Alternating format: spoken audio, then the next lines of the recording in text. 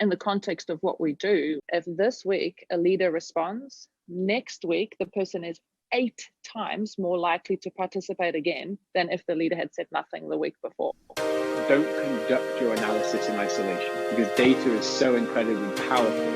Not defending just the tribe, but defending the organization. Those creative people that you really want to keep empowered, keep excited, keep motivated, keep thinking. A good experience pays dividends down the line. Stereotypes tend to break down in proximity. Welcome to We're Only Human, a podcast about human resources, business, technology, and the workplace. My name is Ben Eubanks, your host, and I'm so glad you're here.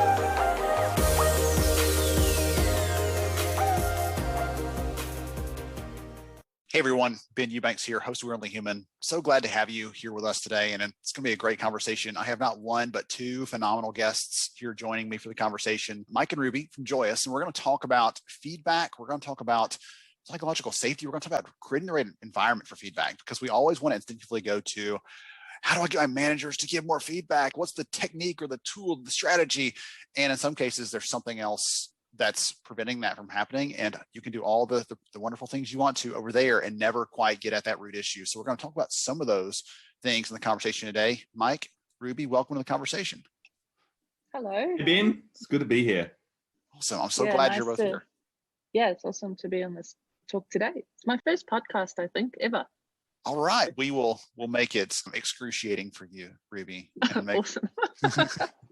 Now we'll let you go first. So I'd love for you to tell us, take a minute or so, tell us who you are, what you do, and give us some background on Ruby. Yeah, I joined Joyous in January last year as head of product, and I look after product data science and delivery here at Joyous. And the short form version is I'm just totally living my best life here at Joyous. We do such awesome work, and yeah, it's awesome to be involved with Mike and Phil and the rest of the team here doing things like making life better for people at work. What a privilege. You've picked a small mission there to try to tackle, as you can tell. We're going to have so much fun in this conversation. I can't wait. Mike, give everybody the heads up on who you are and what you do, sir. Look, I'm a co-founder at Joyous, which Ruby mentioned, where we do employee feedback for large agile organizations. And I've been in the HR tech stack for too long. I think spent a while in performance management company Sonar 6, and then spent a while working for Cornerstone On Demand. And by a while, and I guess that was more than a decade ago now, that started. I guess I'm a kind of HR tech old hand now. Don't they say, like, on the resume, when it's more than 10 years old, you don't talk about it anymore? Isn't that the rule? Yeah, I think you're right. Yeah. That one falls off the page, and we got to add something new. No. Well, that's why I'm doing something new. Oh, goodness. All right. We're having a lot of fun. We're kidding a lot. We're going to talk about some serious things, though, in the conversation, because it is my goal to help talent and business leaders that really care about their people to do it better, essentially. And that's what you're doing through the product and through the service you're providing to the employees you work with. And one of the things we were chatting about before we started recording, for everyone out there, sometimes I'm like, I should have hit the record button earlier. One of the things we're talking about is this idea of psychological safety. And I'd love for you to touch on that, Mike, as it pertains to the conversation today, because we have lots of questions again around best practices, what works, how to be more agile, and how to use feedback as part of that. But I think that if we don't get that part right, then we're going to struggle, and we might never be successful ultimately. So talk a little about that piece and that role there, if you don't mind. Yeah. So look, psychological safety, just to define it, is where you create an environment where team members feel safe to take risks and be vulnerable in front of each other. I mean, that's what psychological safety is. That's what the safety is. And it's interesting. If you look at, there's a project that Google did, which might, a bunch of your listeners are probably familiar with, which is Project Aristotle, where they looked at all the different factors in teams which lead to a good or poor performance of the team. And they found that psychological safety just basically won over everything. Right? So if you created this environment where people felt safe using their voices and felt that what they said was going to be listened to, then you got much better team performance. And so we've started to see, like, when people in culture teams and in the C-suite generally, this idea now that the fashion of just chasing culture and knowing that culture is linked to productivity has started to shift to this idea that, hey, actually, we're trying to create psychological safety. But it's early days. I would say that, and when we were talking about it before, it's a little bit like when people started dealing with well-being. When people started to realize that well-being was important. Gosh, that's a strange thing to say, isn't it? When people started to realize that well-being was important. But when that became much more of much more of a trend. People really were dealing with people who were languishing. That's where they were hitting it. And people who had mental health challenges or other kind of challenges, and they were working on that. And that's certainly important stuff to do.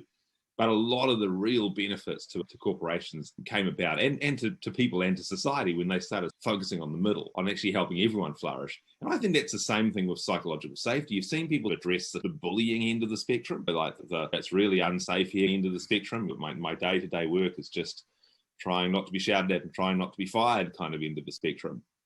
And actually now they're starting to focus on the middle and go, how do you actually get rid of all of these standard kind of enterprise behaviors that are really designed to make people feel their voice is less valued, that speaking up is unsafe, and all of the daily microaggressions that are just part of work, accepted as part of work life. How do you actually remove that?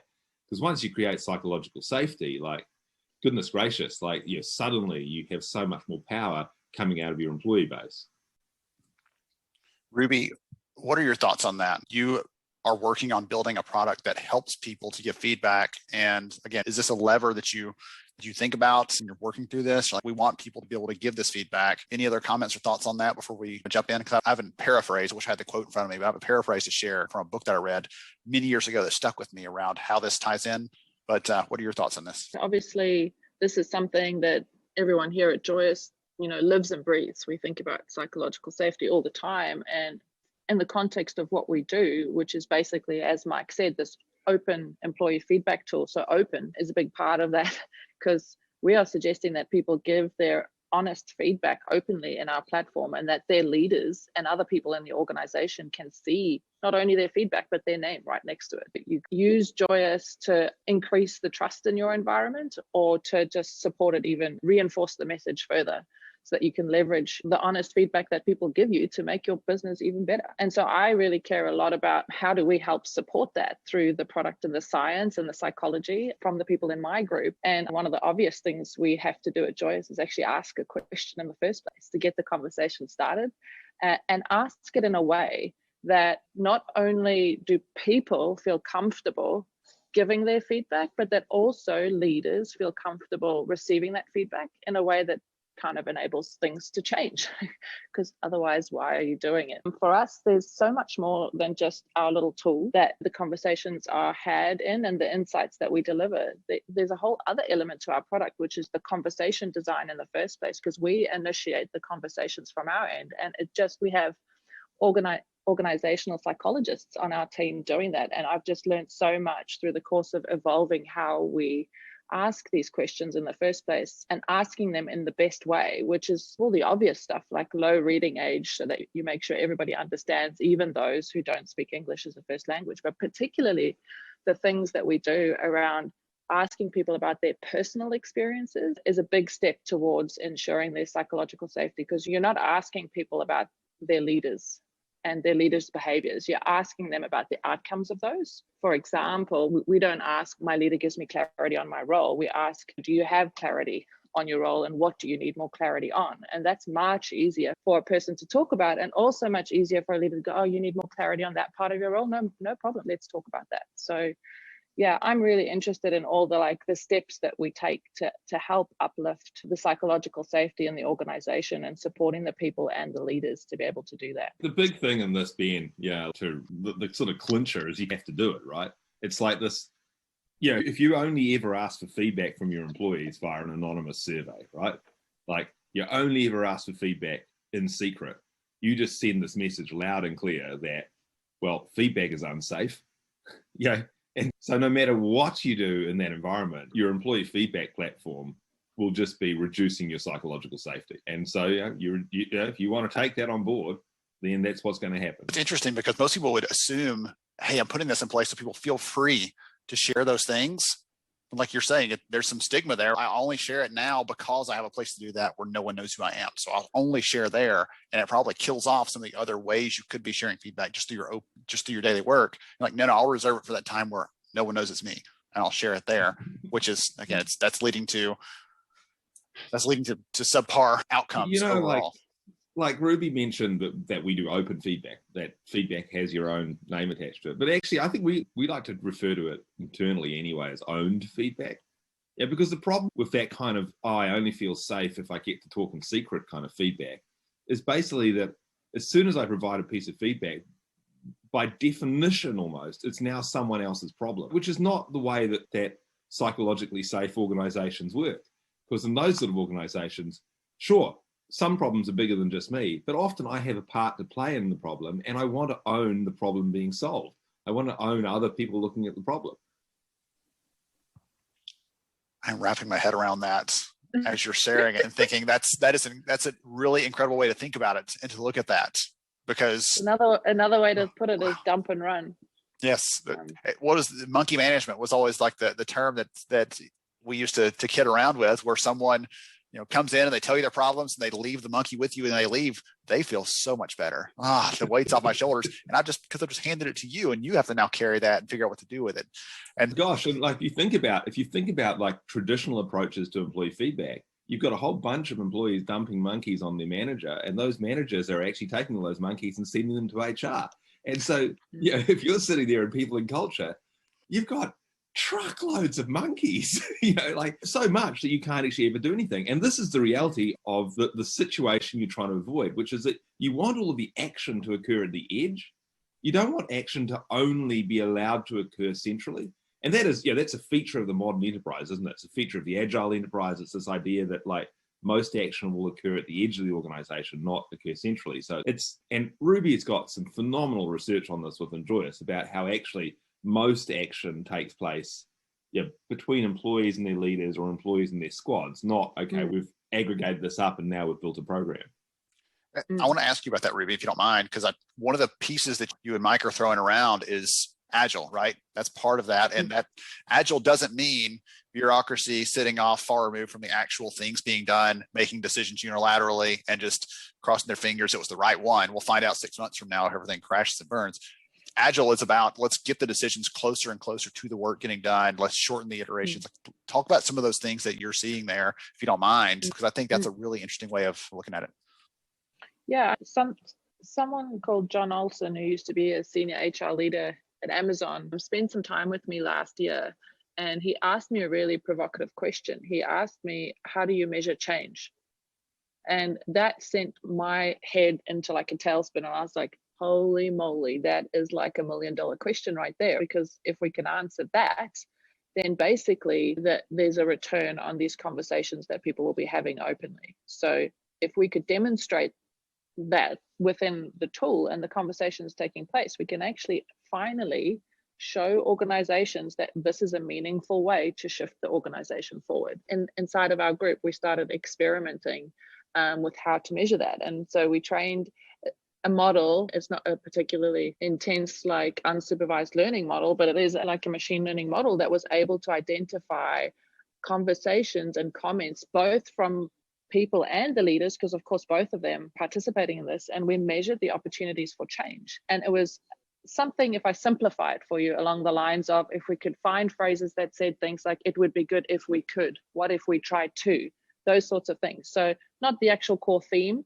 from the comment, but the indication ahead of it or beyond it, that there was action and opportunity for action here. And so what we did was we, at the end of the year, gave out Joy Awards to all our organizations. And the Joy Award was actually the number of opportunities for change per person per year for that organization. And the highest number that we gave out to an organization was 13.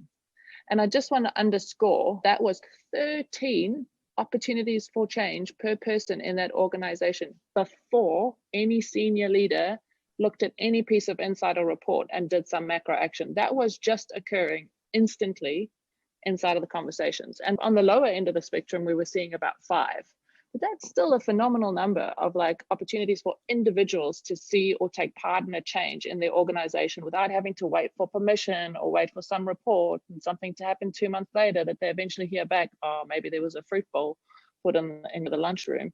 And this is like meaningful stuff happening like instantaneously. And that's just absolutely, from my perspective, game changing, like to actually see that happening inside of the organizations using Joyous.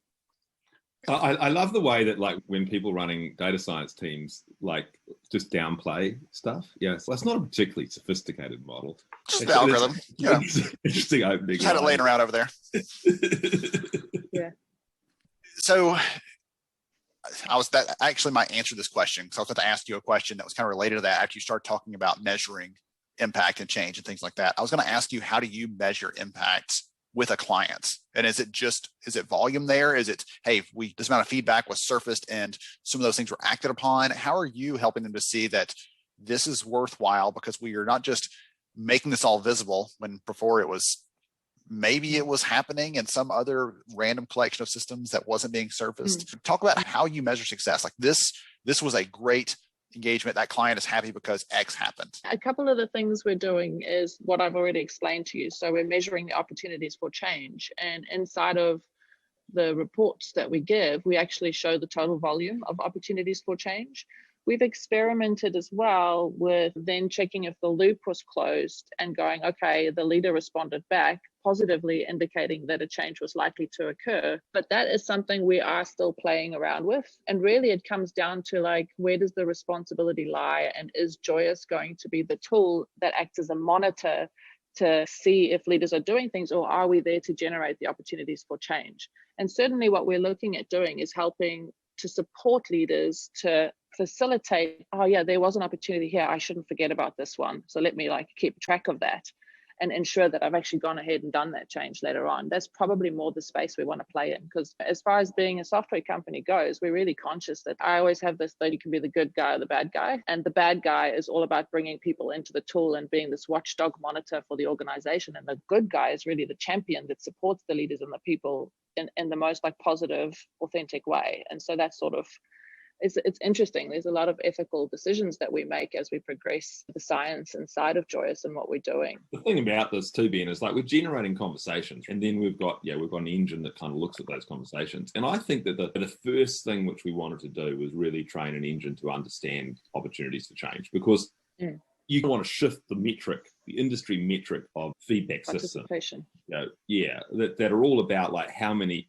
what percentage of people participated in the annual survey. You want to shift that metric to what opportunities for change were stimulated, were generated. But of course, we did. You just reminded me actually, Mike. We did a step thing, which now feels like old news to me, but it's probably quite a big shift even before we got to opportunities for change, which was because we used to get asked, like most people who come to us and shift to Joyous are indoctrinated into that participation thinking and like irrationally obsessed with it, but then they also force participation, so it's like a joke. And what we learned quite early on was actually that what you should be measuring is the conversation funnel. And what I mean by that is like, of the people who were asked to participate, they then went to participate and said something. That's just not enough. It's about the people who heard back from the leader. And that's the point at which we consider this to be a conversation, because two people have participated. And in uncovering that and reporting on that, we actually began to play with the data and measure like what effect on conversations does it have if a leader participates versus when a leader doesn't participate.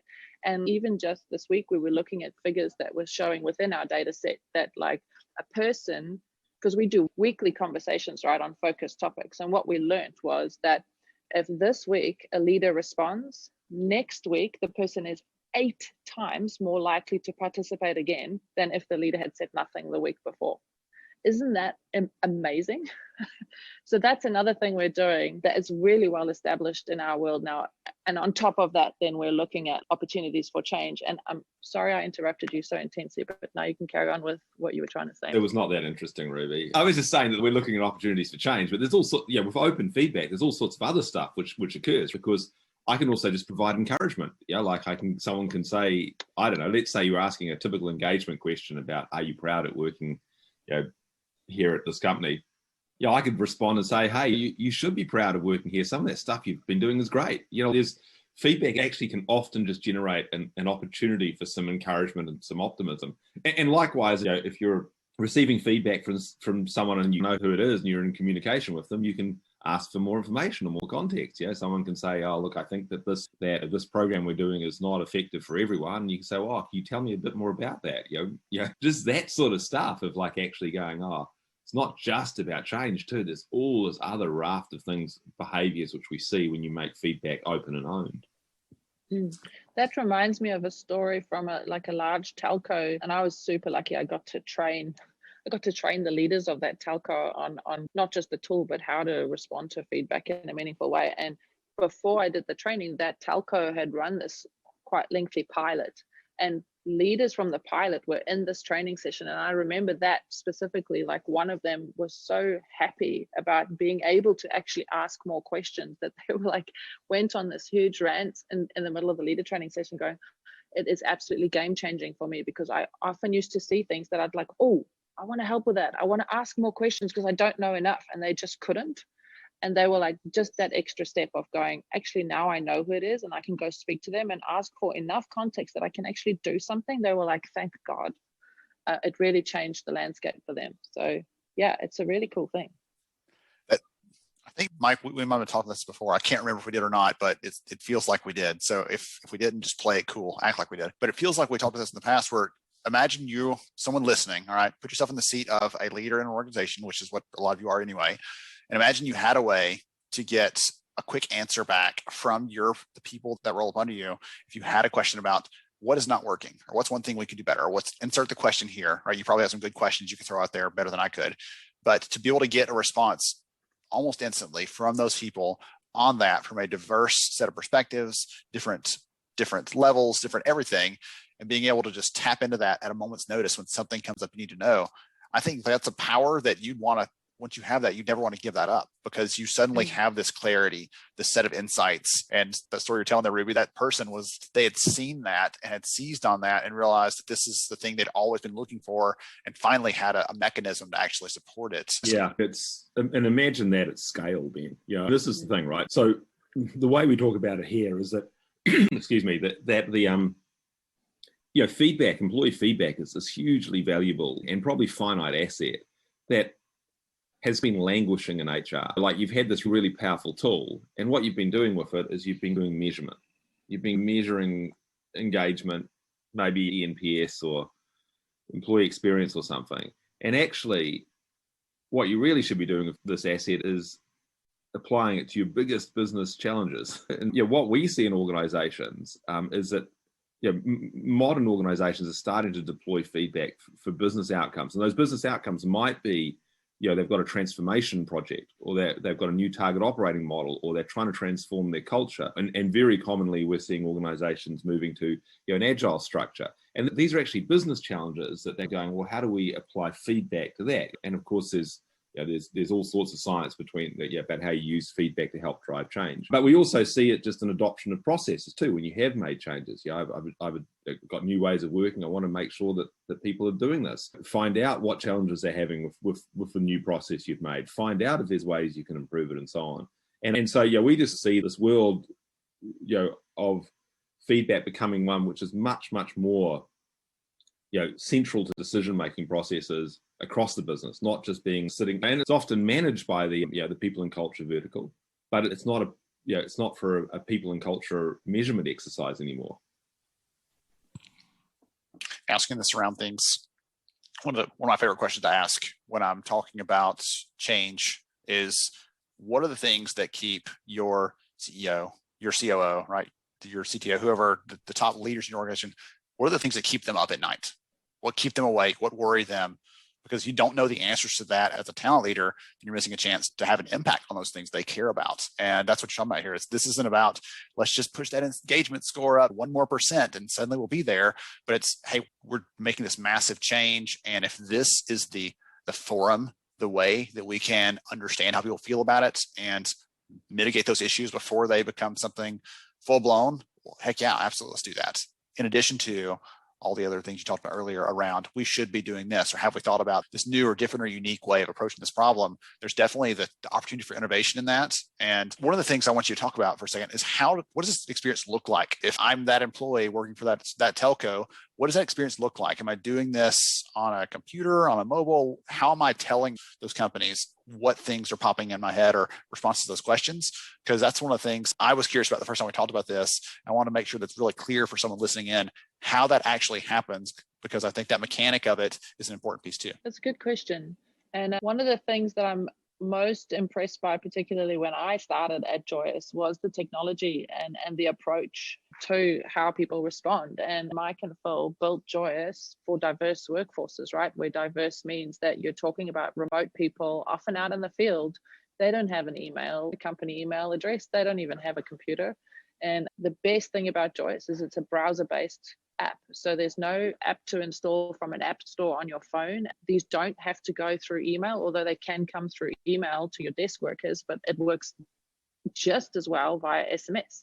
So because you can send a question via SMS to someone who just gets directed to a browser, and incidentally, we know who they are through a token in that link. So there's not even a login step required. You don't have to worry about app updates, any of that. Like, one of my favorite quotes from one of our larger organizations is that the best thing about Joyous is it only takes a field worker 2 seconds to rate a rated statement and then 1 minute to answer a question in Joyous. So in terms of like ease of use, but also like just not hampering productivity of a really busy workforce, I reckon it's bloody genius.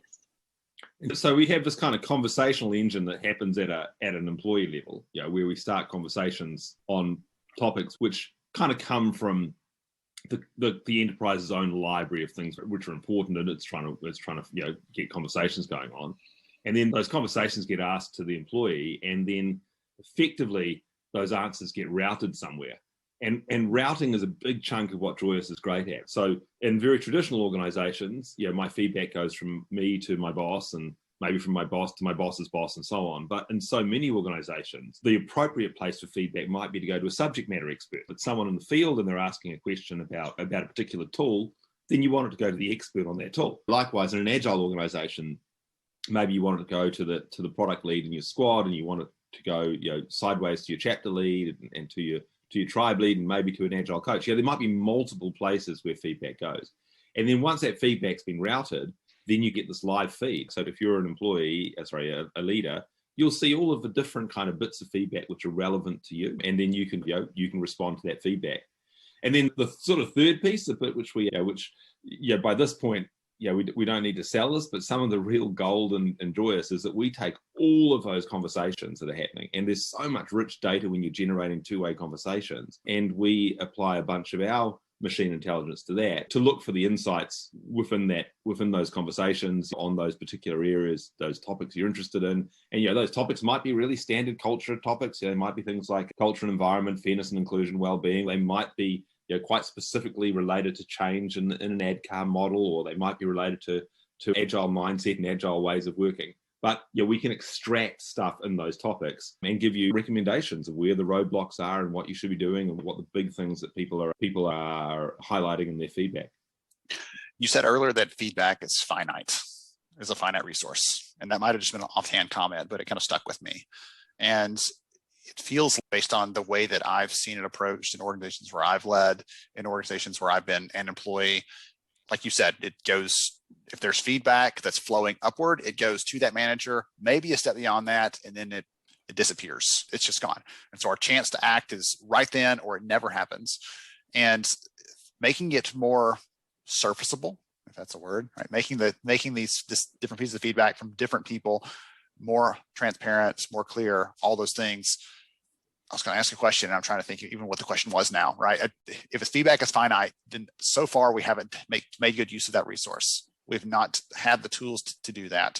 And what I love about this, right, the routing piece excites me. The ability to do this quickly excites me, because when I think about someone that's doing this work at the end of the day, no one goes to work like, I can't wait to give some feedback today. That's the only reason I'm here. No, I've got a thing to do. And if it doesn't work, I want to tell someone so I can do it next time and it to work, right? It's about solving those, even a little problem multiplied across a workforce can become a big problem and expensive one too. So I'm just excited about the different ways, different applications of this, in addition to all the people and culture kind of thing. Tell me about whether you feel appreciated, or what the example you gave earlier, those things have a place.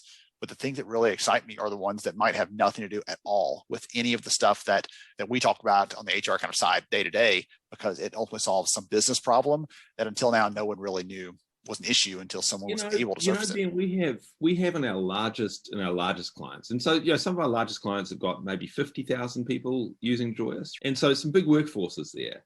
And what we've found is that this maybe started as something which was owned by the transformation office, or somewhere in ops, or somewhere in people and culture. But it's got to this point where internally now they're actually building a structure, a kind of council around feedback, so that they actually can bid on using the tool.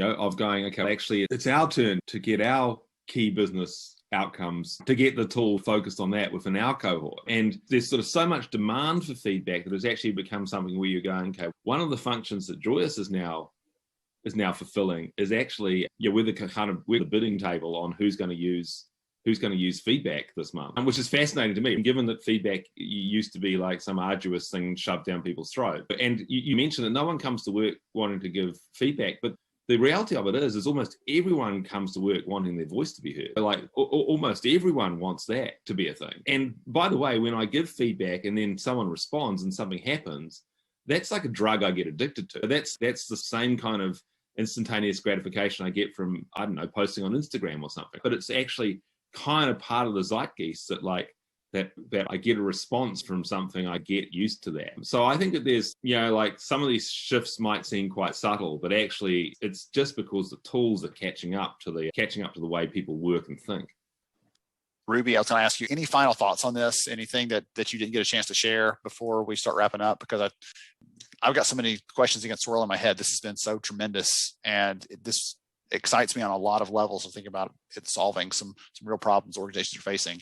Anything that's top of mind for you before we wrap up? I think you just need to bring it back to psychological safety at the end of the day. If you're a senior leader in any department in an organization and you're one of the people walking around going, trust is an important thing in this organization for us, we want people to feel comfortable, then if you're not asking for open feedback on a regular basis where people are forced to self-reflect on their own experiences and provide that input and ideas back into the organization, what does it say about you as a leader, and what does it say about your organization if you're not doing that and you're doing anonymous surveys? Like, if you care about trust, you really need to think about what you're doing. That's what I think.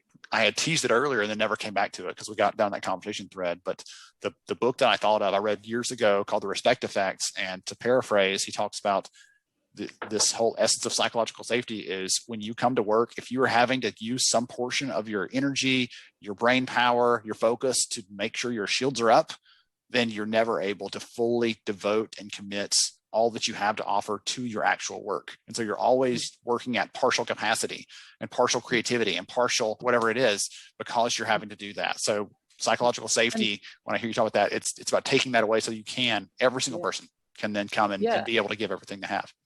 And you know what, like the cost of constantly filtering yourself, filtering the feedback you give so that it's like appropriate for the level of psychological safety in that organization. If it's low, it's bloody taxing, eh? So like an individual is like low as a result of that, let alone the outcomes of the organization. Yeah, absolutely.